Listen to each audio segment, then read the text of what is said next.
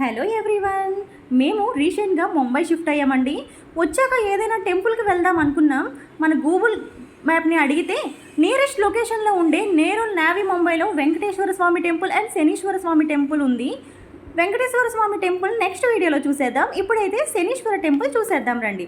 చూసారుగా, ఇదే శనీశ్వర స్వామి టెంపుల్ అండి. ఇదే లోపలికి వెళ్ళడానికి మనకి వే అన్నమాట. మేము వెళ్ళేటప్పటికి చాలా లేట్ అయిపోయింది.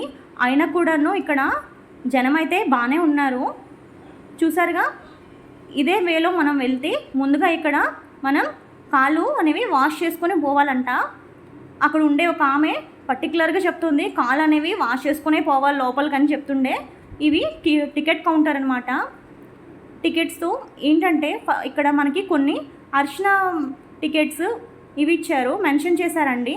నేనైతే అర్చన టికెట్ అండ్ దీపంకి ఒక టికెట్ తీసుకున్నా. చూసారుగా, ఇదే లోపలికి వెళ్ళే వే అనమాట. చూడండి, ఇక్కడైతే నేను శనీశ్వర స్వామి విగ్రహం అనేది చూపిస్తా.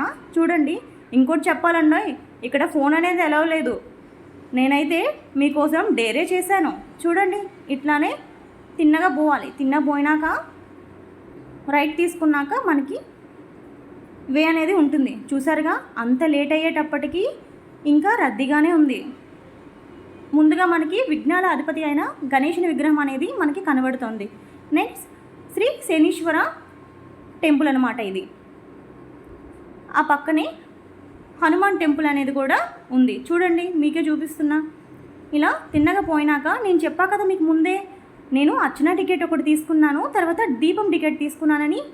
చూడండి, ఇలా పోయినాక మనకి అక్కడ దీపం టికెట్ అనేది ఇక్కడ ఇచ్చినాక ఒక కప్లో ఆయిల్, బ్లాక్ క్లాత్లో నాకు తెలిసి నవధాన్యాలు అనుకుంటా, అవి వేసి ఇచ్చి ఆయిల్లో ముంచి మన చుట్టూ 3 times అనేది తిప్పేసి చూసారుగా, ఆ అగ్నిగుండంలో వేసినాక ఆ విగ్రహం దీంట్లో వేసేయాలి. ఆ పక్కనే బ్లడ్ డొనేషన్ క్యాంప్ అనేది కూడా జరుగుతుందండి. చాలా విశాలమైన ప్లేస్ ఈ శనీశ్వర స్వామి టెంపుల్ అయితే. దాని ఎదురుగా అయ్యప్ప స్వామి టెంపుల్ కూడా ఉంది. నేను మీ చేస్తాను, సబ్స్క్రైబ్ చేసుకోండి ప్లీజ్.